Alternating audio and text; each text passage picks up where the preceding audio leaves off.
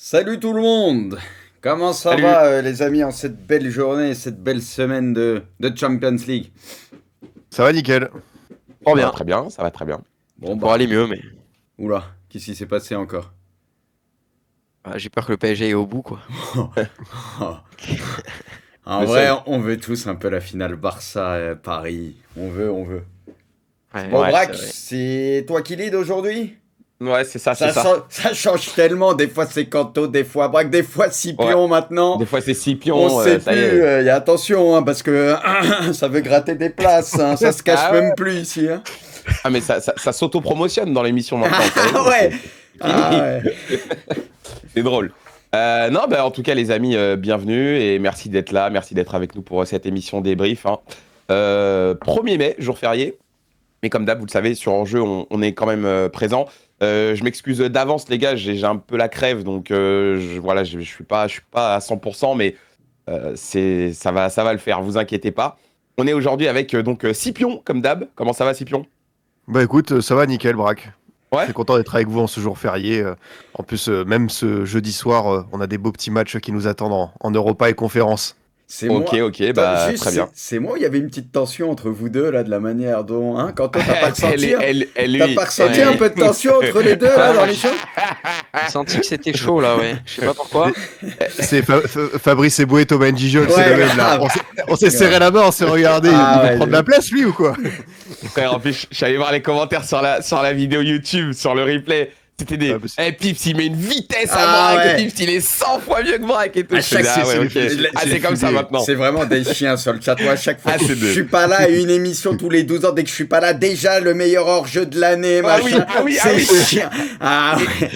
Et il y a un mec, il a tout résumé. Il y a un mec dans les commentaires, il a tout résumé. Il a mis. En fait, c'est simple. Si t'écoutes les commentaires, faut virer tout le monde. Ah ouais. Voilà. Bon, bref, c'était marrant, c'était marrant. Kanto est là aussi aujourd'hui. Comment ça va, Kanto?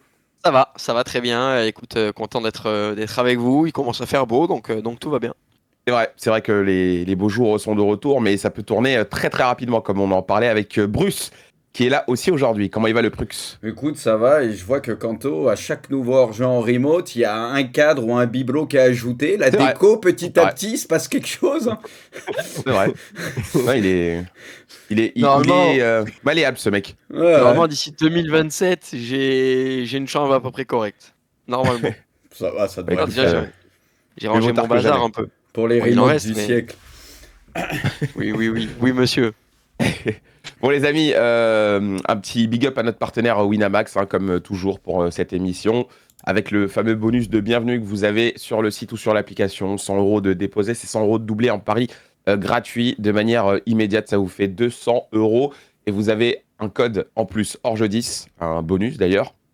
Vous entrez ça et ça vous permet d'avoir 10 € supplémentaires. C'est en free bet. Ça vous permet voilà, de vous mettre une petite mise de départ histoire de vous faire plaisir et de vivre vos matchs un peu différemment. Je vous rappelle que les paris sportifs sont dangereux, interdits aux mineurs, ils comportent des risques, ça peut entraîner des conflits familiaux, donc faites quand même très attention au passage. On salue Winamax encore une fois, et bien d'être avec nous et de nous permettre de vous proposer ce contenu. Trêve de bavardage, les amis, on passe direct au premier match qu'on va débriefer forcément, c'est le Arsenal PSG. Alors qu'on revoit bien sûr l'arbre final, hein, on est plus très loin désormais du but ultime de la finale donc, et Paris qui prend un très très gros avantage, enfin un très gros avantage, je pèse mes mots quand même, qui prend un très bon avantage face à Arsenal, victoire 1-0. Bruce, parlons de ce match, comme toujours, le sentiment général que tu as eu après cette rencontre. Bah écoute, match de patron du PSG. Moi, je pensais que ça allait être plus dur que ça. Je voyais pas Arsenal perdre à la maison personnellement. Donc, moi, j'avais dit, même si jamais le PSG il perd d'un but, ça restera pour moi un résultat pas forcément négatif. Bah écoute, ils ont fait bien mieux que ça en gagnant là-bas. Et en plus, bah, c'est pas comme si c'était immérité ou quoi. Donc, voilà, ce PSG qui continue de montrer semaine après semaine, match de LDC après match de LDC qui sont plus très loin bah, du sacre final, comme tu l'as dit. Parce que là, ouais, je sais pas comment tu peux quantifier ça, mais ils ont quand même pris un vrai bon avantage que gagner Arsenal. Et on sait, avec l'ambiance qu'il y aura au parc et tout. Et puis encore une fois, bah, tu as quand même beaucoup de certitude du côté du PSG, même si tu auras le retour de Partey tout au retour, donc ça va changer un petit peu les choses. Mais quand même, moi, ce PSG continue de m'impressionner. Entame de match de fou furieux. Voilà, on sait, on l'a vu déjà plusieurs fois que le PSG contre les clubs anglais, ça leur réussit plutôt bien dans l'ensemble depuis quelques temps en Ligue des Champions. Mais faire ça à Arsenal, une entame de match comme ça, les broyer comme ça et leur faire aussi mal, en plus, bah, t'arrives à ouvrir le score et à être récompensé de tes efforts, parce que tu sais que tu vas pas pouvoir maintenir ce rythme non plus tout le match. On l'a vu sur la deuxième partie de la première mi-temps, etc. Mais écoute, ils ont réussi à faire un match encore très sérieux et on voit différentes facettes du PSG qui à la base n'est pas forcément aussi une équipe programmée pour défendre, mais on voit qu'ils sont aussi capables de le faire et de pas trop subir non plus et de laisser trop d'occasions franches à l'adversaire, même si bon, il y a eu deux grosses occasions, encore un énorme Donnarumma avec Martinelli et Trossard. Mais voilà, on peut compter aussi sur Donnarumma et comme quoi peut-être le match contre Aston Villa, bah ça a pu faire du bien d'une certaine manière, parce que même si tu as failli prendre très cher et aller en prolongation, bah Donnarumma t'a aussi sauvé et tu sens que tout le monde a pris confiance. Et on sait que pour aller au bout, il faut un grand gardien et en ce moment le PSG a ce grand gardien parce que depuis Liverpool, c'est clairement passé quelque chose, il est très rassurant et il sauve plusieurs fois le PSG. Voilà, écoute, un PSG, moi qui me convainc de plus en plus, même s'il n'y avait pas vraiment besoin de me convaincre un peu plus, que je suis assez positif sur ce PSG-là cette saison, mais il continue à chaque fois de me surprendre un petit peu. Mais là maintenant, on n'en est plus très loin, on l'a compris, ce PSG est capable d'aller prendre la LDC. On le disait que c'était une des meilleures équipes au monde, parce que dans les deux, trois meilleures équipes au monde, ils le prouvent. Et là maintenant, ils sont tout proches d'une finale. Maintenant, comme tu l'as dit, Braque, je vais laisser parler les autres, mais Arsenal, c'est pas fini, c'est la Ligue des Champions, il y a une demi-finale en retour.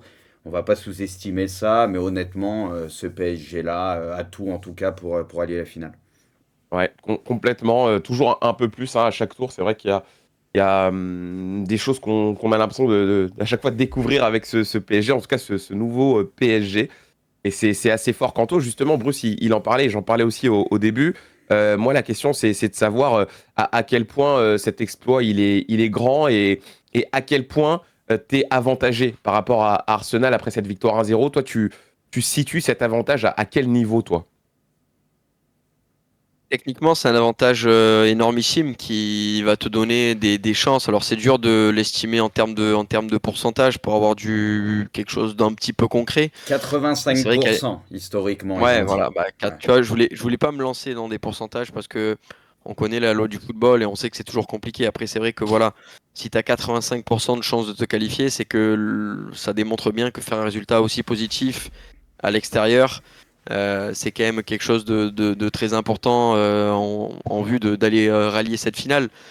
Maintenant, on va pas rappeler une chose. Alors, c'est vrai que il y a deux choses à dire, c'est que dans cet ADN PSG, il y a cet ADN de se faire peur. On l'a vu historiquement. On va pas rappeler les matchs de Barcelone, de United. On va pas rappeler même le dernier match face à Aston Villa. Maintenant, il y a une petite différence, c'est que c'était à l'extérieur. Donc, moi, ce que j'attends de voir désormais, c'est est-ce que ce PSG-là est capable de tenir un match retour, un match sous pression, le type de match où d'habitude ils ont peut-être des moments d'absence, des moments de craquage, des moments de déconcentration. Est-ce que ce PSG-là, à domicile, est capable de faire un match plein, un match entier pour tenir tête et faire une aussi belle partition que ce qu'ils ont fait face à Arsenal? C'est la question voilà, qu'on peut tous se poser. On se demande tous, on a tous cette crainte de se dire attention, le PSG sur les matchs retour, ils peuvent se faire peur, mais pour autant, cette fois-ci, tu n'es pas à l'extérieur, tu es à la maison. Donc on verra, on n'a pas vraiment de réponse. Ce qu'on peut se dire, et c'est avec certitude, c'est que faire un premier match aller avec une victoire à l'extérieur, c'est énorme. Moi, je ne m'attendais pas nécessairement à une victoire du PSG face à cette équipe-là d'Arsenal. Et c'est encore une fois un signe que bah, on a trop dévalorisé ce PSG. Je pense que dans toutes les émissions télé, hormis des supporters du PSG, nous-mêmes dans Hors-jeu, on a quasiment tous donné une victoire à cette équipe d'Arsenal. Et la finalité, sauf si tu es supporter du PSG, encore une fois, je le répète, et que la finalité, c'est que ce PSG-là bah, est encore en capacité de faire de gros matchs. Et ils l'ont encore montré. Donc, il va falloir faire attention entre les moments où on dévalorise cette équipe et les moments où on la valorise. Voilà, c'est ce que je retiens de ce match-là. J'ai l'impression qu'on va plus trop douter maintenant de la capacité du PSG justement à faire ses gros matchs, puisque on l'a vu à plusieurs reprises cette saison, en tout cas à partir de ce fameux match contre City. C'est vrai que ce PSG-là a switché, hein. Il y a eu un avant et un après. Et Scipion, c'est vrai que Zal l'avait dit dans Hors-jeu, parce qu'il y en a beaucoup qui le Le disent sur vieux le chat. père. dans ton émission, le vieux père, il l'avait dit hein, que Paris allait aller s'imposer là-bas. Les supporters du PSG, c'est comme si moi tu me parlais de l'OM, je vais te dire du bien de l'OM. Enfin, je veux dire, il n'y a pas de miracle Ouais, à mais dire Zal, le PSG. Zal, il a ce truc. Regarde le rageux. Oui, mais Zal, il a ça. ce truc quand même. Oui, mais Souvent. ça reste un supporter du PSG. Ouais, mais pas que sur Paris. Des fois, il va dire ce genre de truc sur d'autres équipes hors Paris et c'est pas qu'on rigole tous à l'instant T, mais on se dit ouais, c'est quand même loin d'être fait et ça lui donne quand même souvent raison, ces trucs-là, faut reconnaître. Kanto, souviens-toi de Bruges. Bah oui, je me souviens Remember de Bruges. Bruges. Oui, je m'en souviens, ils ont terminé dernier de la poule. Oui, bah, je m'en rappelle. Ouais. Attention, Bruges, attention. Ouais, dernier, voilà, réglé. Quelle aigrie. Ah non. Scipion, est-ce que toi, c'est un scénario que tu envisageais, cette victoire et cette maîtrise, en tout cas, c'est cette maîtrise un petit peu comme ils ont pu Paris d'Arsenal? Oui, c'était tout à fait possible qu'ils aillent s'imposer parce que c'était quand même un match, on peut dire, un peu 50-50. Et finalement, ce qui m'a plu, c'est que le match d'Aston Villa a beaucoup servi à ce PSG, même si Arsenal n'a jamais su mettre la folie ou l'intensité que les Villains avaient mis au match retour. Mais voilà, on savait que ce PSG, comme l'a dit Bruce, c'était parmi les 2-3 meilleures équipes au monde. Ils l'avaient montré par leur puissance de frappe offensive, leurs atouts collectifs. Défensivement, il fallait peut-être qu'ils nous rassurent encore un petit peu. Et là, je trouve que c'est un match référence parce que même s'il y a eu des occasions et que voilà, il faut aussi compter sur un grand gardien. Avant, il n'avait pas forcément en Ligue des Champions parce que Donnarumma s'était trouvé à pas mal de moments. Il avait eu ses failles. On se disait, tiens, est-ce que finalement, il fallait pas aller chercher un Lucas Chevalier? Là, c'est vrai qu'il a envoyé un très très beau message depuis le fameux match contre Manchester City. Et au final, c'est un PSG qui a été très très bon parce qu'ils ont su piquer au bon moment, ouvrir le score assez vite. On n'oublie pas que voilà, il y a quand même le ceinturage de Timber sur Gvara et que ça peut faire 2-0 parce que c'est quand même une action qui est plus que douteuse. C'est un PSG qui a pas eu non plus tout le temps la maîtrise du ballon, mais quand ils l'ont pas eu, j'ai trouvé qu'il y avait des bonnes attitudes défensives, que c'était très solidaire, que collectivement le milieu de terrain, on se disait ça va être la bataille la plus intéressante finalement. Alors oui, c'est vrai qu'il n'y avait pas le Thomas Partey lors de ce match aller. Au retour, il peut faire beaucoup de bien à Arsenal, mais finalement, j'ai trouvé que le gros atout de ce PSG, c'est la manière dont Fabian Ruiz, Neves et Vitinha travaillent ensemble. Chacun dans son registre, mais surtout avec cette qualité technique supérieure, il va pouvoir te faire un bien fou. Il y a un nombre de sorties de balles, je me suis dit, c'est quand même des mecs qui sont d'un niveau tellement supérieur et beaucoup de sérénité. Donc c'est ça qui m'a vraiment épaté dans ce PSG où ça travaille les uns pour les autres. Et aujourd'hui, ouais, tu peux être un peu plus serein. Kanto l'a bien dit, c'est vrai qu'il y a aussi un match retour, faut pas se précipiter, mais tu vois, j'ai l'impression que Paris a toujours bien évolué dans cette saison en ayant d'abord pris conscience que voilà, l'efficacité c'était quand même quelque chose qu'ils devaient aller chercher. Ensuite c'était travailler les uns pour les autres. Ensuite Dembélé l'a dit, ne pas se voir trop beau. Et là c'est vrai que ce PSG là qui est capable à la fois d'aller s'imposer à Arsenal mais aussi de souffrir, de plier sans rompre. Moi franchement je trouvais que c'était un match qui va leur servir pour la suite. Alors voilà, on va voir ce que ça va donner dans quelques jours. Mais ce qui est sûr c'est que Luis Enrique là ce jeudi, parce que lui, on peut être sûr qu'il prend pas de jour férié, il est devant son ordinateur à refaire de la vidéo et revoir toutes les séquences. Mais pourquoi est-ce que Miles Lewis Kelly a eu cette zone de passe pour aller chercher Martinelli? Pourquoi Hakimi n'a pas bien fermé et tout? Donc il y a encore des détails à aller chercher, mais globalement c'est vrai que ce PSG, à chaque fois on dit ouais il doit prouver, à chaque fois il prouve en fait. On s'en rend compte. Enfin Liverpool c'était le test ultime et finalement on leur redemande encore plus parce que c'est vrai qu'on est très exigeant, gourmand avec cette équipe parce qu'elle nous offre tellement. On se dit, bah tiens, c'est quand même le PSG qui a une belle allure de potentiel vainqueur de Ligue des Champions. Et ce match Arsenal, il te donne encore plus de signes pour te dire que ouais, ils ont su développer une équipe qui est costaud. Le seul truc, c'est attention, c'est les occasions de Barcola, Ramos, même s'ils ont su se les procurer. C'est le genre de truc à pas regretter parce que à 2-0, ça aurait été une toute autre histoire. Mais voilà, je pense que le PSG, il y a encore, comme je te dis, 10% qui peuvent s'améliorer. Mais sinon, au global, c'est bien sûr un match référence. Ouais, on parle beaucoup de collectif Kanto avec ce Paris Saint-Germain-là parce que c'est la force qui fait que cette équipe est aussi performante en ce moment.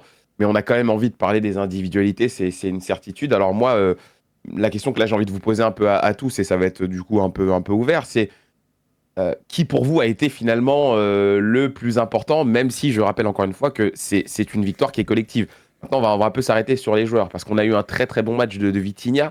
Fabian Ruiz qui a encore été une fois extrêmement précieux. On peut parler de Nuno Mendes qui une nouvelle fois s'est coltiné Bukayo Saka et a fait un match de fou. Donnarumma, tu as raison de le dire, Bruce. Je commence avec toi, Kanto. Pour toi, qui a été le plus important hier, vraiment? En numéro 1, je mettrais Didio Donnarumma.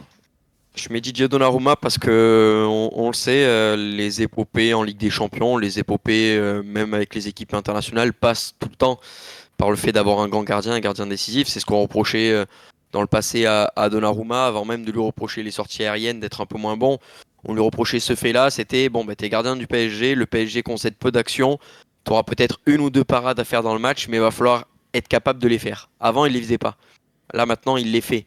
Ouais. Je crois que c'est Scipion qui avait dit, qui a tweeté de manière un peu ironique, Singo a A changé un changé peu la sa carrière carrière, ouais. de Donnarumma. C'est évidemment le facteur déclencheur. Pourquoi? Est-ce que c'est un hasard ou non? On ne sait pas, mais en tout cas, oui, Donnarumma a été capable. Je pense notamment sur cette énorme parade face à Leandro Trossard qui a été très très importante, qui te permet finalement de garder ta cage inviolée et d'aller chercher un résultat plus que positif à l'extérieur. Donc pour moi, quand tu as un gardien aussi rassurant sur sa ligne, bah forcément, tu as envie de mettre ce gardien de but en avant. Donc en un, Ouais. je mets Gigio Donnarumma. Ok. En deux, ça va être peut-être surprenant parce que dans ce milieu de terrain, on a tous vu la prestation XXL de Vitinha. Maintenant, pour moi, le vrai facteur de ce milieu de terrain, ça reste Fabian Ruiz. Et je m'explique pourquoi. Parce que quand tu te retrouves avec un milieu de terrain, Fabian Ruiz, Vitinha, Neves, tu sais que Vitinha, Neves vont 9 fois sur 10 pardon, te sortir un gros match. Et que même s'ils te sortent pas un gros match, c'est rarement qu'ils vont te sortir des matchs mauvais. Ce sera pas Ça sera, moyen tout- ni voilà, mauvais, ouais. ça sera toujours du match à peu près moyen, mais jamais très mauvais. Il y en a un qui peut te sortir un match très mauvais, par contre, c'est Fabian Ruiz. Et ce qui va créer un déséquilibre total dans ton milieu de terrain, un déséquilibre à la fois à la récupération, mais ça, le PSG s'en sort plutôt bien dans ce secteur-là, mais surtout dans ton animation offensive, dans ta manière de venir casser les lignes, dans ta manière de venir faire ta transition de l'arrière vers l'avant. Et quand un Fabian Ruiz, en général, n'est pas bon, c'est quelque chose qui se voit directement parce que tu as Vitinha et Neves qui ressortent tellement les deux qu'à côté, tu as compris que Fabian Ruiz était pas bon et qu'il est venu finalement t'annihiler pas mal d'actions. Euh, en règle générale, Fabian Ruiz, moi, ces derniers temps, je le trouve de plus en plus régulier. Mais là, je retrouve le Fabian Ruiz qui nous avait beaucoup plu pendant l'Euro, c'est-à-dire un joueur qui va oser avec le ballon, un joueur qui retrouve son allant technique, un joueur qui retrouve également son positionnement, où tu peux tantôt le voir pendant un quart d'heure dans des phases de jeu au milieu de terrain et parfois le voir très très haut sur le terrain. Donc voilà, pour moi, Fabian Ruiz, c'est vraiment l'élément important parce que c'est peut-être celui des trois qui, sur le papier, est le plus irrégulier mais qui est en train de gommer cette irrégularité et devient de plus en plus régulier. Et là, il a été très très bon. Et pour moi, c'est pour ça que le PSG était aussi fort au milieu de terrain. Et en numéro 3, évidemment, je vais parler quand même de Vitinha, au-delà même de parler des avant-centres, de parler de Kvaratskhelia, d'Ousmane Dembélé, on pourrait parler d'eux, mais Vitinha, voilà, le match est tellement dantesque qu'on est obligé quand même d'en parler. C'est lui l'architecte de cette rencontre tout simplement. Et dans ce duel du milieu de terrain avec Arsenal, on savait que le PSG pouvait avoir un avantage. Mais quand on voit la presta des trois au milieu, bah forcément ça explique la belle prestation du PSG. Bon, à la base, je t'en avais pas demandé trois, hein, mais en vrai, c'était tellement bien exposé que, honnêtement, on t'a écouté, on était tout oui. Bruce, pour toi, qui a été le plus important? Pas forcément en mode top flop, hein, mais c'est plus pour toi a eu le plus grand impact dans ce match et qui tu retiens? Est-ce que c'est Donnarumma comme Kanto ou est-ce que c'est C'est un autre? c'est un rôle différent d'un joueur de champ, mais pour moi, le joueur le plus important du PSG sur les derniers matchs de LDC, c'est Donnarumma, parce qu'on l'a dit Ouais, avant, il faut un grand gardien, il est décisif quand l'équipe a besoin de lui, et quand un gardien est rassurant et aussi fort, et même pour le coup sur les coups de pied arrêtés, où on sait qu'Arsenal se peut être dangereux, là, bon, il y a eu un but, mais hors jeu. Au final, il est ultra rassurant et ça te rassure tout le monde. Quand un gardien il est bancal, la défense elle peut couler très très vite. Et là, pour le coup, tu sais que tu peux t'appuyer sur un gros gardien en ce moment, l'un des meilleurs gardiens au monde sur la période actuelle. Donc moi, je mets Donnarumma. Il a été ultra décisif et clutch sur tous les derniers matchs de LDC. Après, joueur de champ. Bon, comme Kanto a dit, je vais mettre Ruiz parce qu'il fait un très gros match et parce que de toute façon, il était bon déjà depuis un moment, même si peut-être il continue à monter en puissance, mais il était déjà bon et pour moi, il faisait pas tâche dans ce milieu de terrain. Mais il y avait toujours ce truc de dire qu'il était nul, machin, alors que même quand il faisait ses matchs. Donc voilà, pour moi c'était ça le souci, mais pour moi Ruiz, dans ce PSG-là qui est beaucoup plus collectif, le PSG d'avant, et c'était pareil aussi pour Vitinex là, je parle pas de la saison passée, mais même avant et tout, c'était dur de se faire une place dans un PSG où il y avait des joueurs devant qui monopolisaient le ballon, etc., qui jouaient pas assez collectivement, où tout le monde ne pouvait pas participer. Donc là maintenant que c'est une équipe qui est collective, Ruiz c'est un joueur de collectif, Et bah ça se ressent. Maintenant, il est bien, il se sent important aussi. Il fait absolument pas tâche dans ce milieu de terrain. Donc tant mieux. Donc moi, c'est Ruiz aussi que j'ai envie de mettre en avant. Et après, vas-y, pour pas parler Vitinha et tout, ce qu'on sait, c'est classique, pour pas faire la même que Kanto, parler un peu d'un autre joueur. Vas-y, je parlais de Kvara parce que son début de match, il est primordial. Il met un bouillon à Timber et tout, qui doit d'ailleurs prendre carton et se compliquer la tâche derrière. Il est ultra décisif. Bah, c'est lui qui est à l'origine du premier but de Dembélé. Il doit obtenir un penalty aussi. Bah, on voit l'image.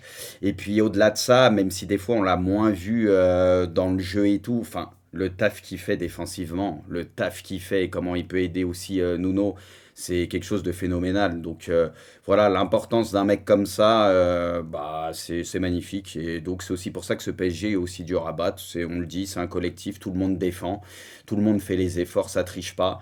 Donc c'est aussi pour ça que c'est compliqué pour tous les adversaires du PSG de jouer cette équipe. Ok. Bruce, en 3 secondes, toi, c'est quoi ton avis sur le penalty? Pas Pour, sur pour, la faute. Pour toi, il t'en as pensé quoi? il y a penalty tous les jours sur Kvara, même s'il Ok, se laisse un ok, peu tomber avant, mais il était passé. Tu le vois, ça gêne sa course, etc. Ça le gêne, il était passé, il y a penalty. ok. Par contre, je donne aussi penalty et faute de Neves sur Dans Merino. l'autre sens? Ouais, parce que pour moi, il y a un contact avant qu'il touche la balle, il lui touche la jambe avant. Pour moi, il avait pris la position et quand tu fais ça, faut toucher le ballon. J'ai regardé encore avec mon chat hier et pour moi, j'aurais sifflé péno sur les deux, donc voilà. D'accord avec toi aussi. Et il y a une phrase de Bertrand Latour sur Canal à la mi-temps J'ai entendu, je crois.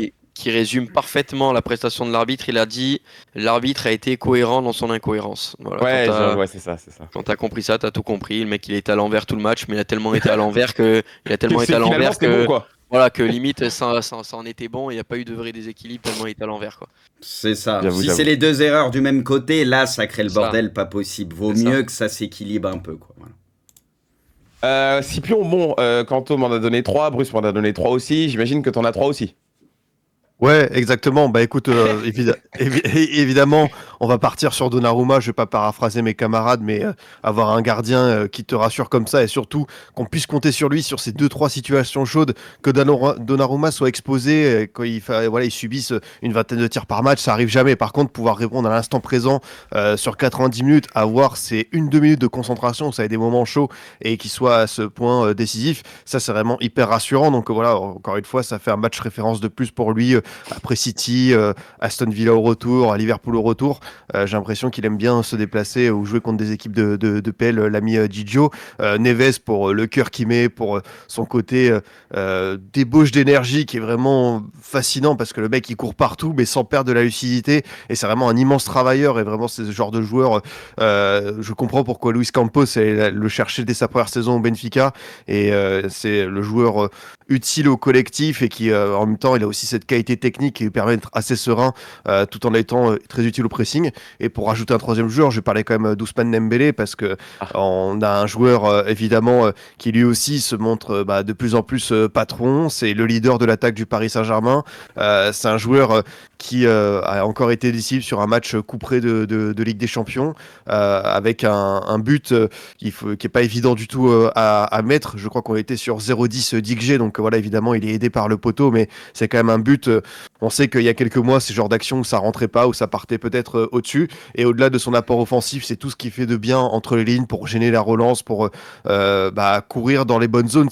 On parle beaucoup de pressing contre pressing, mais des fois il y en a certains de ces cours, je vais pas dire dans le vide, mais des fois Ouais. c'est juste courir pour courir. Là, c'est à chaque fois, Ouais. je trouve que ces courses elles sont intelligentes. Et en plus, il a des clients face à lui dans la relance, que ce soit Lewis Kelly, Saliba ou encore Timber et même Rice. Hein. Et le fait de se positionner à chaque fois entre Rice, Saliba et tout, je trouve qu'il a beaucoup coupé certaines zones de passe. Il a quand même pas mal du temps gêné la relance d'Arsenal. Et c'est aussi ça où je trouve que Dembélé a énormément progressé parce qu'on parle évidemment de son efficacité offensive, du fait qu'il est devenu un joueur sur qui tu peux compter pour mettre 30 buts par saison. Mais c'est aussi sa capacité à énormément travailler pour l'équipe et à être le premier défenseur. Et vraiment, juste l'observer dans ce rôle-là, ça montre à quel point c'est devenu pareil un joueur qui a tout compris au logiciel Luis Enrique et qui se montre vraiment très à l'aise pour répéter les efforts, quoi.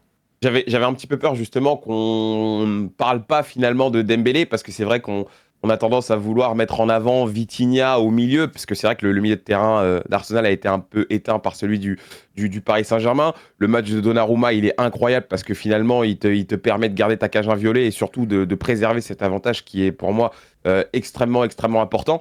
Mais au final, et tu as raison de le faire, Scipion, il faut parler de Dembélé parce que au-delà de son but, au-delà de son importance, et comme quelqu'un le disait dans le chat, de cette difficulté que les adversaires ils ont à le suivre, à le maintenir, à le canaliser, parce que le mec, en fait, c'est une pile électrique, il est partout, quoi. Je veux dire, tu peux pas véritablement mettre un plan face à lui parce que tu peux pas l'attraper. Il y a ce travail, moi, ce qui m'impressionne le plus, et ça a été le cas contre Liverpool, ça a été le cas contre City, ça a été le cas contre Aston Villa, et j'en parlais hier, c'est ce travail sans ballon, ce harcèlement qui fait en permanence pour aller pas forcément gratter des ballons, mais pour presser et obliger l'adversaire à relancer. Ça, je trouve que c'est une des plus grandes forces parce que le nombre de ballons que ça te permet de récupérer, surtout quand tu es à l'extérieur, on sait que par essence, tu es censé avoir moins de ballons, tu es censé un peu plus subir. Et ben, j'ai l'impression que ça permet quand même au Paris Saint-Germain de beaucoup plus exister et d'avoir beaucoup plus d'influence dans le jeu par rapport à l'adversaire. Et comme on sait que tu es une équipe qui maîtrise quand même pas mal le ballon, qui est très très bonne avec ballon et qui en plus est très très bonne dans le pressing et le contre-pressing. Juste ce petit truc, c'est un énorme détail qui pour moi fait que, eh ben, en vérité, ça te donne un avantage qui est immense parce que bah, tu vas récupérer beaucoup de ballons. Et le pire, c'est qu'il le fait tout le temps. Ça va pas forcément marcher à tous les coups, mais on l'a vu avec Raya, on l'a vu avec Alisson, on l'a vu avec Ederson, on l'a vu avec Martinez. Les mecs sont toujours en galère pour relancer le ballon. Et ça, pour moi, c'est peut-être le truc, j'ai envie de dire, de l'ombre le plus important que Mais ce tu peux PSG associer, fait. Braque. Et c'est grâce à Dembélé. Vous avez raison sur Dembélé, mais tu peux associer par exemple Doué et Gvardier, c'est tout le monde. Bien sûr, bien sûr, Les bien sûr. efforts qu'ils font, même sur les côtés, ils lâchent pas les mecs, donc ça les pousse, comme tu dis, à relancer parfois, à balancer devant et tout. Et C'est du ça, coup, c'est ça. c'est une aubaine pour le PSG qui récupère les ballons rapidement. Mais le taf qu'ils font tous, mais c'est une folie. C'est pour ça que ce PSG, comme je disais, est dur à battre. Ouais, non, non, sur ce qu'ils ont mis en place, c'est dingue. On va terminer avec Arsenal. On a 3 petites minutes avant de passer au match d'après, les gars. Terminer avec Arsenal et peut-être parler des joueurs qui vous ont déçus. Bon, bah, il y a quand même deux équipes. Et puis Arsenal, c'est quand même une équipe qu'on suit beaucoup et que peut-être qu'on apprécie. Scipion, tu gardes la main. Toi, c'est qui plus ou moins qui t'a déçu dans ce match-là?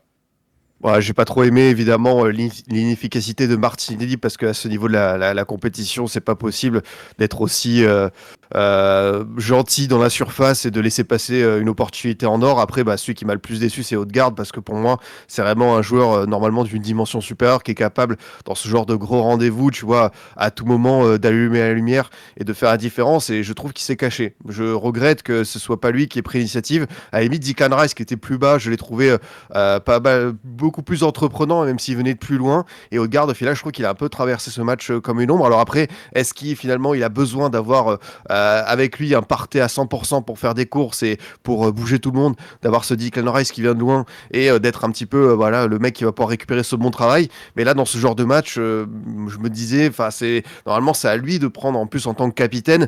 C'est un joueur qu'on connaît depuis pas mal de temps. On l'a vu progresser, on l'a vu devenir un joueur majeur de PL. Et c'est dans ce genre de rendez-vous où j'en attends plus de sa part. C'est vrai que depuis son retour de blessure au global, c'est un petit peu décevant. Après, bah évidemment, je l'enterre pas parce que voilà, c'est peut-être plus une mauvaise période et que voilà, d'ici quelques mois, peut-être qu'il retrouvera un déclic. Mais très clairement, dans ce genre de soirée, tu vois, tu cibles 2-3 joueurs parce que normalement, Arsenal, même si c'est un gros collectif, tu sais qu'il y a toujours 2-3 gars.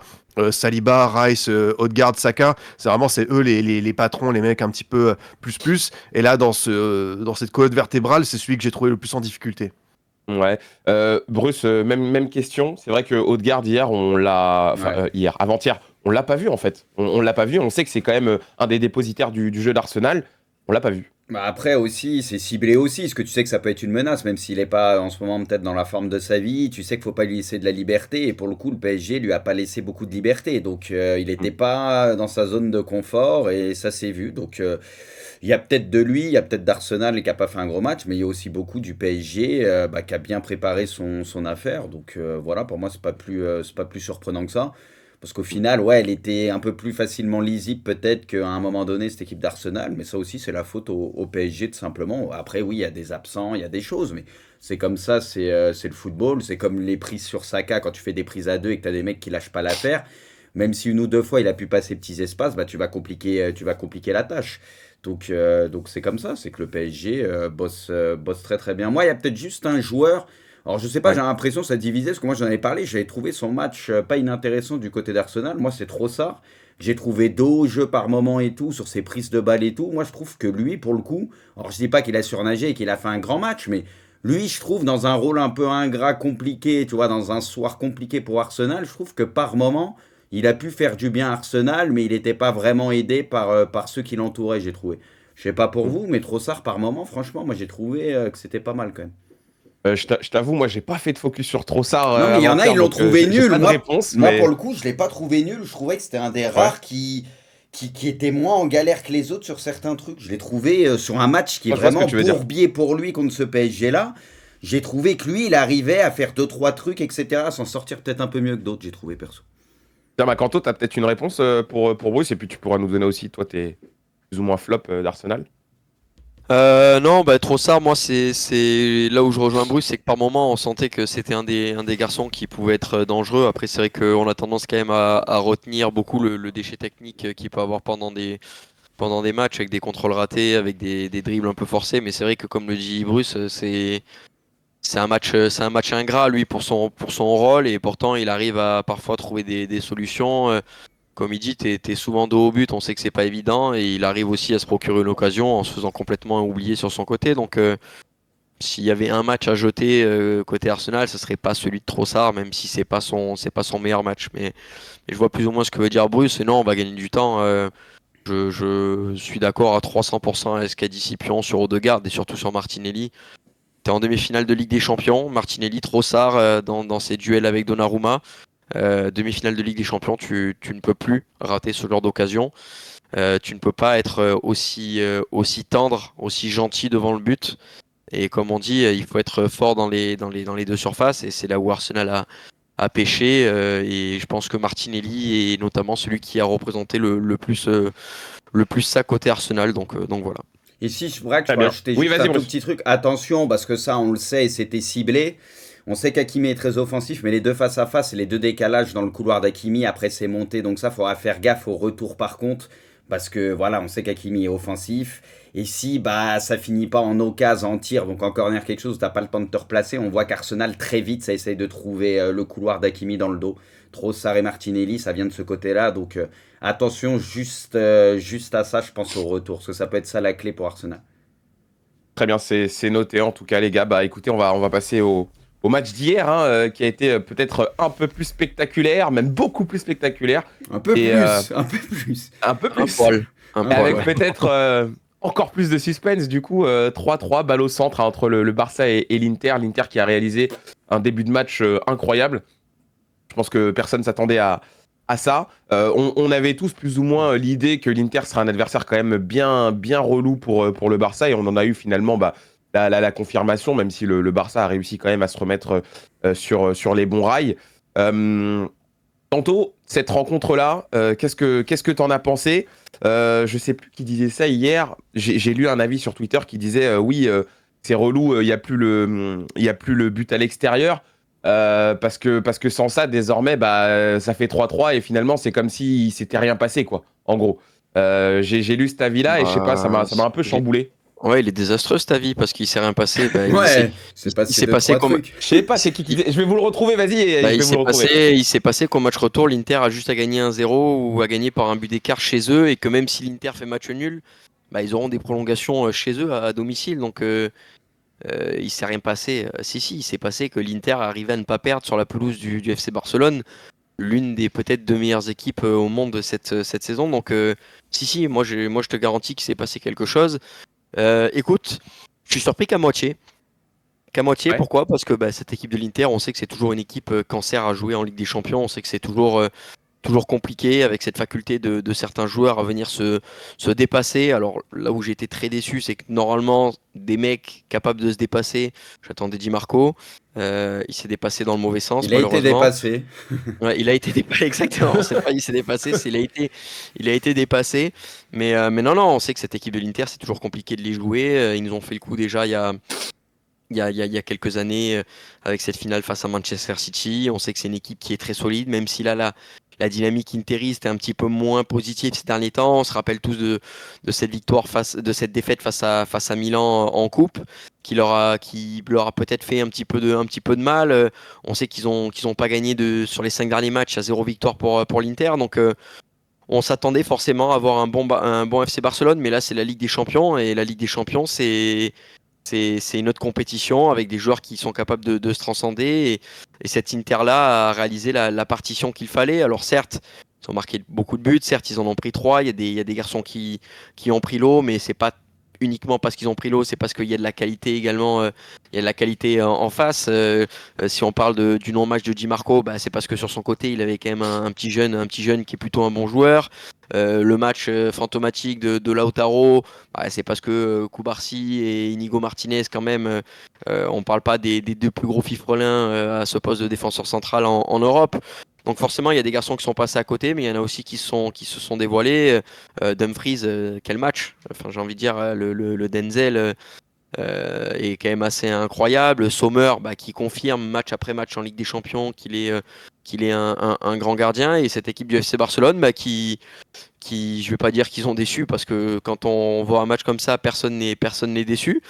Mais c'est une équipe qui va devoir maintenant s'employer pour aller chercher la qualification, parce qu'un résultat à l'extérieur sur la pelouse interiste, c'est pas évident. Donc on va voir, même si moi j'y crois encore pour le FC Barcelone, et je pense qu'ils sont toujours plus forts, mais il va falloir sortir un grand match au retour, parce qu'on a vu une équipe de l'Inter qui était intéressante et qui a été surprenante. Voilà. Ouais, non, non, c'est vrai. Moi, ils m'ont pas surpris parce que bien sûr, on connaît la qualité de cette équipe, mais je veux dire, réussir à chaque fois. En plus, t'as eu des périodes où t'as quand même bien subi, où t'es quand même resté bien chez toi et tu pouvais pas faire grand-chose. Réussir à chaque fois à trouver le moyen de marquer ces buts-là. Et en plus, quelqu'un le disait aussi hier, t'as jamais été mené finalement dans ce match contre le Barça. Honnêtement, il y a des signaux en tout cas qui me font craindre pas mal pour le Barça au retour. Et j'ai retrouvé le tweet du gars. Donc il disait: match spectaculaire à souhait, passionnant à suivre et match qui ne sert absolument à rien étant donné le résultat. Voilà pourquoi la suppression de la règle du but à l'extérieur est une insulte au football. Voilà. Donc Pour lui, cite pas l'auteur, mais voilà, match voilà le nul, tweet. un match nul à l'extérieur, ça ne sert à rien. Donc Non, bah mais écoute, je vois, ravi de Bruce, l'apprendre. Bruce, toi, t'étais un moi, pro but à l'extérieur, donc dis-nous ce que t'en je penses. préfère le but à l'extérieur, donc je vois ce qu'il veut dire, mais là, pour le coup, il nuance pas. Non, le match sert pas à rien. Le match était incroyable. L'Inter prend quand même un petit avantage parce qu'ils vont recevoir au retour, et voilà. Mais c'est vrai que de faire un 3-3, mettre 3 buts au Barça, et que ce soit pas plus valorisé, quand on a l'habitude du but à l'extérieur et qu'on a grandi avec ça, voilà, le 3-3 à but à l'extérieur, c'est une diff incroyable, parce qu'un match nul, n'importe quel match nul, hors 3-3, si tu fais 1, 2-2, 0-0, bah ça te qualifie, donc ça change quand même pas mal la donne. Donc c'est ceux qui ont grandi avec ça. Moi, j'aimais bien le but à l'extérieur, perso. Donc, Quand même en privé qui a tweeté ça. Ouais, mais, ouais, vas-y, vas-y. mais après, faut nuancer. Non, c'était pas un match qui servait à rien. Après, pour reparler du match, bah, en vrai, surpris, oui et non. Dans le sens où c'est l'Inter, on les connaît, mais c'est quand même dans une période un peu de disette, dans une période négative où là, ils avaient enchaîné des défaites. Voilà, après, on va pas se mentir, l'Inter, ils ont été ultra réalistes en mettant des buts de fou furieux, les coups de pied arrêtés notamment. Bon, Thuram dès le début avec sa Madjer. Tu vois Dumfries qui fait un match lunaire, et c'est même lui, je crois, qui fait le centre pour Mkhitaryan, ou C'est ça. Mkhitaryan, le but, il est hors jeu de que dalle au final. Donc Même pas en jeu, ça. Dumfries, Une pointure. il était dans un soir de fou, et Inter, max efficacité. Après, le Barça, ils se sont quand même créés énormément de situations, énormément d'occasions, ils marquent beaucoup de buts. Et eux, pour le coup, dans la balance, si on compare leur réussite par rapport à l'Inter, eux, ils n'ont pas forcément été en réussite. Si tu fais un comparatif, du coup, avec l'Inter, qui eux a eu max réussite. Donc voilà, moi je pars du principe que si Milan a battu 3 fois l'Inter et fait 2 matchs nuls, et que le Barça est 10 fois plus fort que l'AC Milan, je pense que le Barça s'en sortira quand même là-bas. Parce que le Barça, même quand ils souffrent, même quand ils sont en difficulté, ou ce que tu veux, il y a toujours ce supplément d'âme, et ils nous l'ont montré plein de fois, ils arrivent toujours à s'en sortir. Par contre, il va falloir reposer tout ce beau monde ce week-end. On voit que Koundé, il est blessé, il sera forfait pour le retour. Bon, Lautaro aussi, peut-être, je sais pas, parce qu'on va voir ce qu'il a. Donc, il va avoir des absences de côté. Il y aura peut-être le retour de Baldé qui va faire du bien aussi. Mais en tout cas, on sent que le Barça, ces derniers temps, parfois, il y a des petits moments où c'est un peu émoussé et tout. C'est normal avec l'enchaînement de matchs. Il va falloir reposer tout ce beau monde, je pense, cette semaine pour revenir plus fort contre l'Inter. Ça sera pas évident là-bas, parce qu'on sait que l'Inter, ils peuvent gagner tels des brigands. On sait très bien, c'est une équipe qui a de l'expérience et qui est très chiante à jouer. Mais pour moi, le Barça reste supérieur et le Barça est capable de faire un très très bon match là-bas et de s'en sortir. Donc, moi, je laisse un avantage, quoi qu'il arrive, au Barça. Je pense que cette équipe ira en finale et cette équipe mérite d'aller en finale pour moi. Après, le mérite dans le foot, on sait ce que ça vaut, mais pour moi, ça serait vraiment dommage de ne pas voir ce Barça en finale. Quand tu vois le match de Yamal encore hier, sa première mi-temps, c'est quand même assez lunaire. Parce que tu peux être à C'est deux. le supporter ou le consultant qui parle là?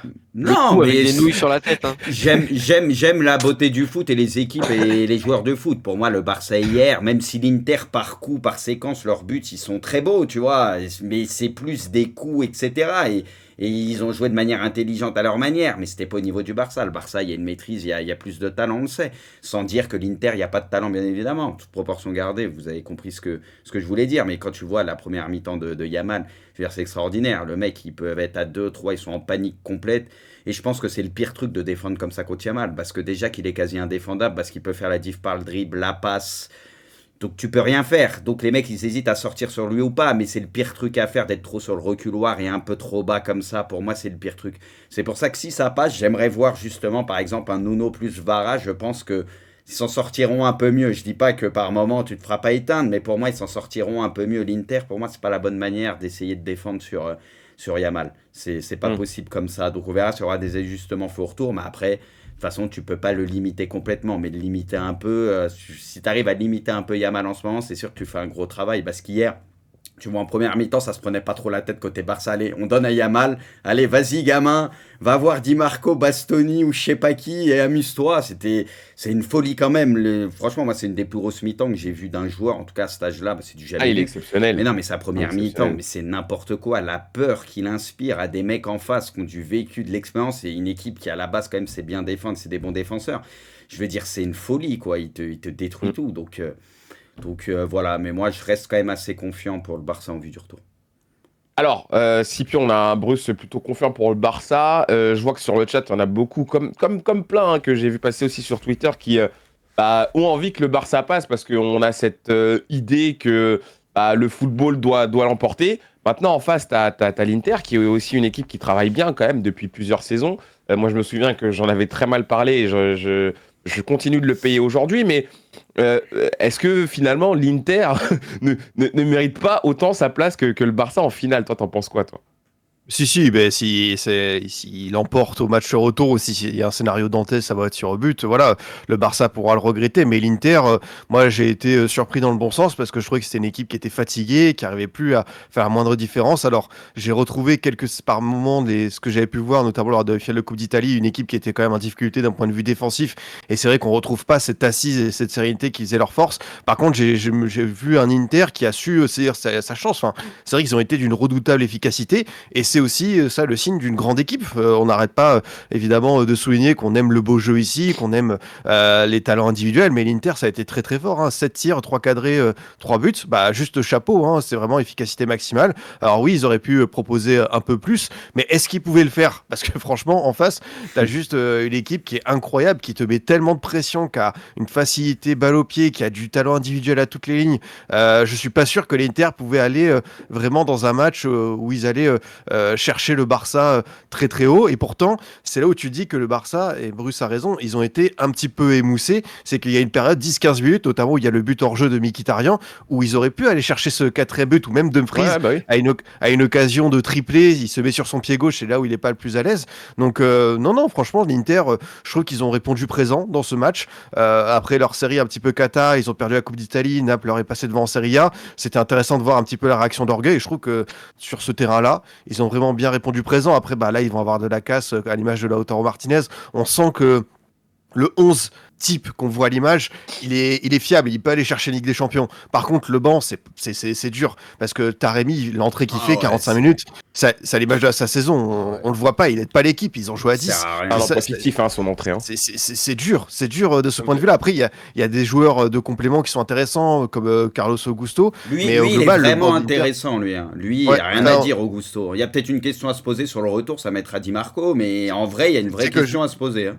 je me suis dit, parce que Di Marco, Ouais. je pense qu'ici, c'est un joueur qu'on apprécie tous et qu'on le met dans le Ah oui. top 3 de sa catégorie. Mais quand tu vois à quel point il a souffert, peut-être qu'un Carlos Augusto qui avait fait un très bon match contre le Bayern, ça peut être une option fiable. Donc écoute, non, je trouve que l'Inter a eu le mérite de saisir sa chance quand il fallait. Et ouais, Yann Sommer a brillé. Mais ouais, moi aussi, comme vous tous, je pense que j'ai été.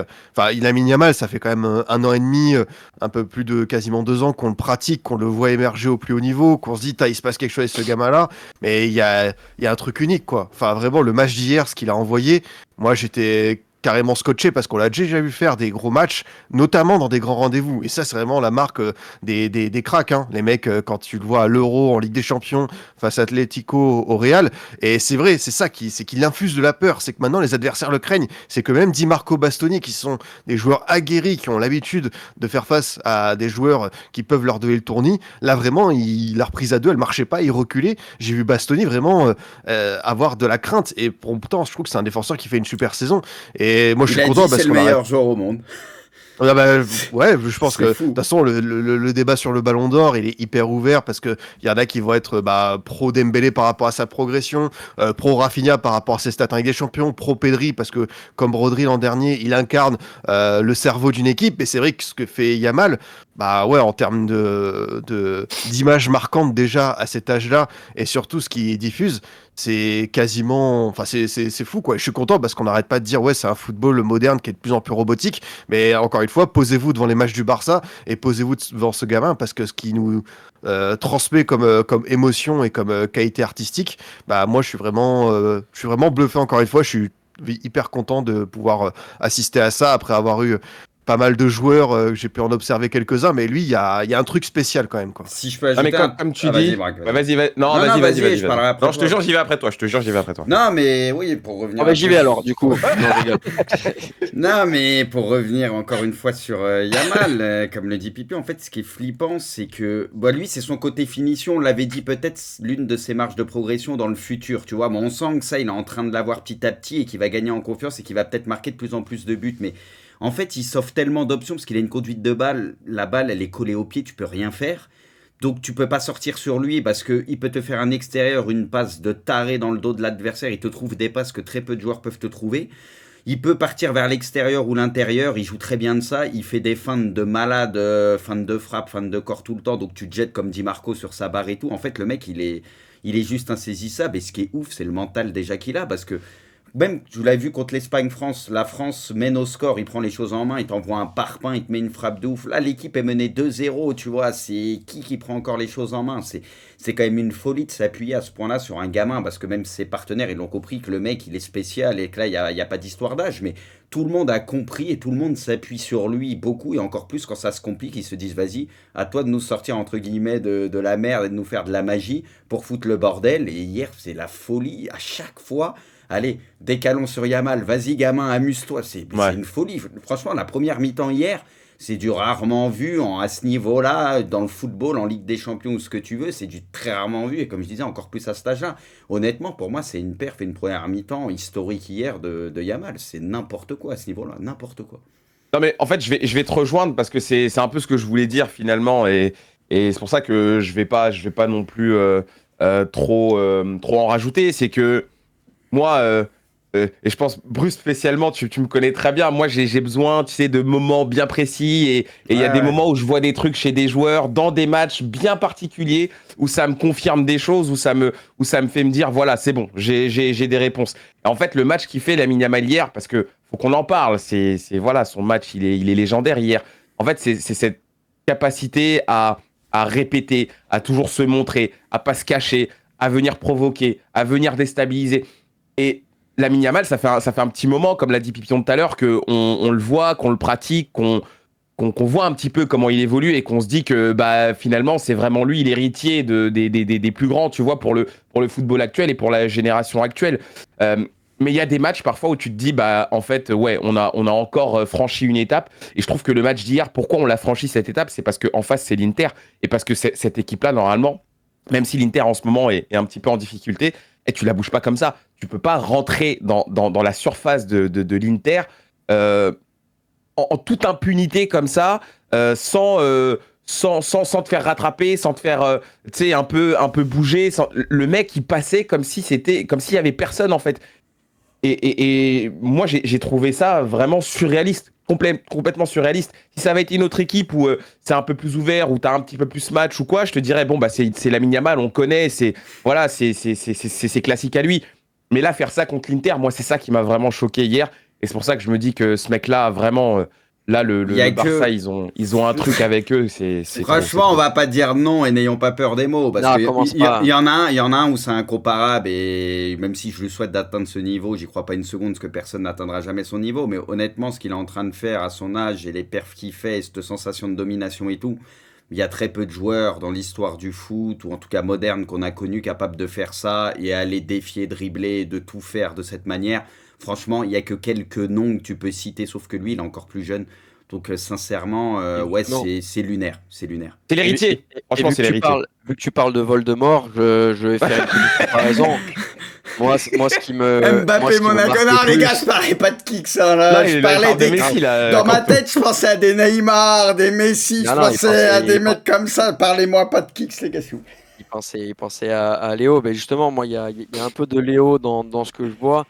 Hier, c'est notamment sur la frappe, sur le but, où en fait, il n'a pas besoin d'armer fort pour venir la placer où il veut. Et ça me fait Il penser est à très ces petits facile. buts de Messi. Tu sais, quand Messi mettait des frappes où il y avait 4 rebonds avant, des petites Ouais, frappes à ouais, ouais. rater, il faisait des passes au gardien.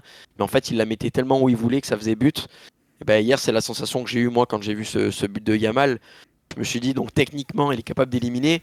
Mais si en plus, le ballon, en termes de qualité de frappe, il est capable de le mettre là où il veut, quand il veut, sans même forcer, bah, c'est quand même assez extraordinaire parce que bah, il n'y en a pas beaucoup dans l'histoire du foot qui sont capables de battre des gardiens sans tirer fort.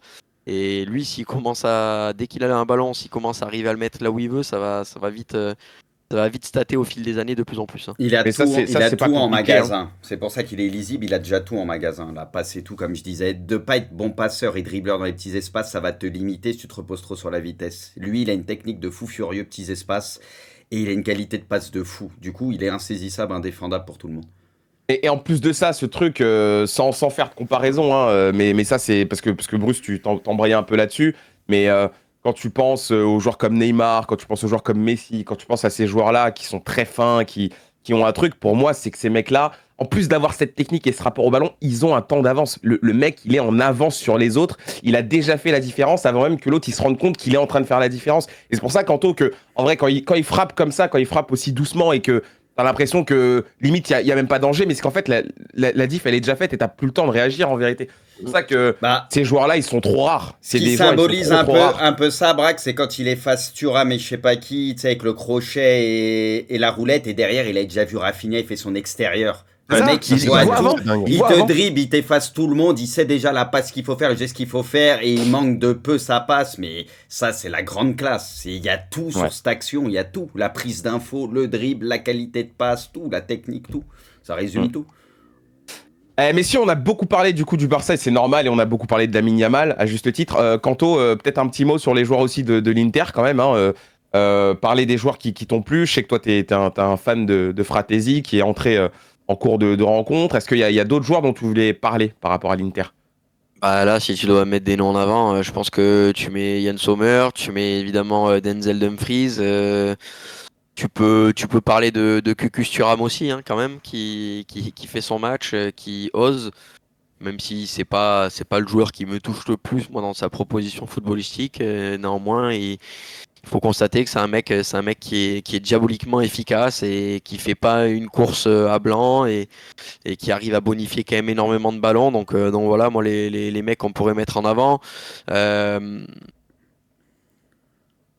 Bon, allez, je suis en train de réfléchir s'il n'y en a pas d'autres qui peuvent passer devant. Je suis en train de réfléchir Barella qui fait pas un Prends ton mauvais temps, t'inquiète. match.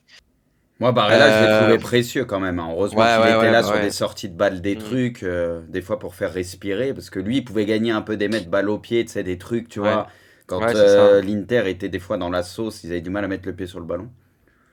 Non, bah si je devais en citer trois, voilà les trois que j'ai donnés, Sommer, Dumfries et Thuram. Denzel. Ok. Scipion, toi t'es interistes là que tu retiens. Ouais, évidemment Dumfries, parce qu'il a été d'une redoutable efficacité, qu'il était de retour de blessure et qu'il a fait beaucoup de bien à son équipe. Thuram qui a été juste quand il a fallu et il a bien travaillé. Et pourtant, Koubarsi en face a été énorme. Et j'ai bien aimé le duel entre les deux parce que voilà, ça s'est répondu du tac au tac.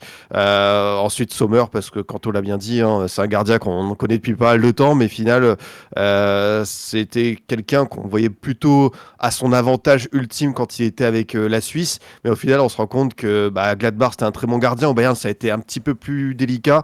Mais par contre, depuis qu'il est à l'Inter, c'est vraiment une référence à son poste. Et sinon, non, au milieu de terrain, c'est vrai que Barella, je trouve qu'il a déjà été meilleur dans ce genre de configuration. Donc j'en attends plus parce que c'est un joueur que j'adore. Mkhitaryan, qui a encore fait les efforts à son âge, je sais pas comment il fait pour tenir. Et Çalhanoğlu, précieux, notamment sur les coups de pied arrêtés, parce qu'il a toujours cette qualité et cette vision pour bien les tirer, quoi. Et sinon, moi, Bissek 4, je trouve qu'il a quand même pas été Un peu dur, 4, en vrai. inintéressant. Il y a quelques sorties de balle, je me suis dit, c'est quand même intéressant sur ce qu'il apporte, quoi. Même il pesait sur les coups de pied arrêtés et tout, franchement, je trouve que 4 c'est un peu petit. C'est Bruce qui a pas donné son avis sur les joueurs interistes. Non, On mais finit avec quoi du là, coup? tout a été dit sur les joueurs de l'Inter, donc je vais pas rajouter quelque chose. Du coup, je vais en profiter pour ajouter quelque chose quand même, on va dire, Oui. sur Rafinha, où la première mi-temps, on le voyait moins. Non, mais parce que Rafinha, on n'en a pas parlé. Première mi-temps, ça passait que du côté à Yamal, ça peut être très frustrant et tout, mais pourquoi tu rigoles? Et il est non, insupportable! Il est mais insupportable! non, mais Voilà, 5 Eh, minutes, peut-être parler de tonton, tu Messi. gênes tout le monde! on n'a pas parlé de Rafinha ou même de Pedri, de je sais pas d'autres joueurs, donc c'est pour ça. C'est grave! Vous avez c'est tout grave. dit, vous avez tout dit là sur les joueurs de l'Inter. J'aurais rajouté la même chose plus ou moins, ça sert à rien. Mais Rafinha, c'est pas évident quand t'as un gamin en face qui touche tous les ballons et tout, qui fait les diffs, tu vois. Tu sais, ça peut te frustrer, ça peut te faire sortir de ton match. Mais il est ressorti au bon moment, tu vois, sur la passe de Pedri qui est magnifique. C'est lui qui fait la remise pour le requin, et rien à dire, ça frappe de balle sur la fin de Yamal et sur le corner. Je veux dire, la puissance qu'il met, j'en vois dire. Il y en a, ils disent, oh, il a de la réussite, CSC, poteau, il envoie un parpaing, ça tape la barre. J'appelle pas ça de la réussite. La frappe, la elle est puissance de la frappe. extraordinaire. La Une balle, frappe comment sur elle la barre ou sur le résonne. poteau, Mais c'est oui. une frappe cadrée, hein. Non, Une frappe cadrée. non, c'est pas but, donc non. Mais si ça rentre Non, mais derrière et que c'est ça. cadré sans être but. Bah, C'est cadré. Non, cadré, c'est poteau rentrant, donc but. C'est que ça peut faire Ah, but. tu tapes le cadre. Bah non, cadré, c'est Bah que ça si, peut c'est faire cadré, but. c'est compté comme poteau. une frappe cadrée. Poteau, c'est Ah, que ça peut faire but, non? Je suis quasiment sûr que c'est compté Mais comme une non, frappe c'est cadrée. le hein. poteau rentrant Oh, du coup qui devient en non. frappe cadrée, Braque. Si c'est ça. Avec Braque, poteau, c'est pas. Juste poteau, c'est pas. Ah, c'est pas cadré. C'est pas Tu compté sais- comme code cadré, non. Tu sais Ah, pourquoi, ouais, Braque? d'accord. Sinon, ça serait pas compté comme un CSC si c'était cadré du coup. Ça aurait pas été compté comme un CSC. Mais pour Ah, moi, d'accord. une frappe comme ça qui finit en CSC, je suis désolé, c'est une insulte au foot. C'était comme Ding, là, son coup franc et tout. Pour moi, ça doit être accordé. Franchement, la frappe, elle est magnifique. Je suis désolé. Pour moi, ça, c'est pas un CSC. C'est bon Bon, bah, ok.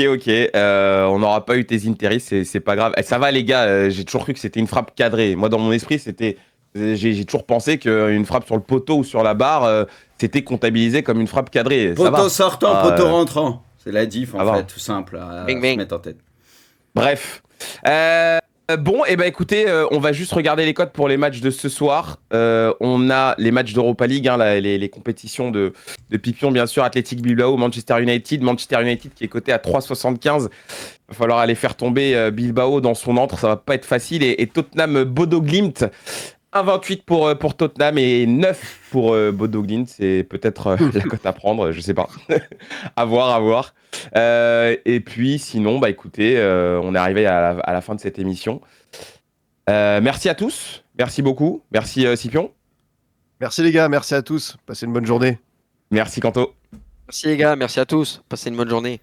Et Bruce, bah écoute, on te laisse tranquille. Ça marche, merci les gars, bonne journée aussi. Allez, À bientôt. ciao à tous. Salut. Vous reviendrez. Au revoir. Ciao, Au ciao. revoir. On espère. Ciao, ciao.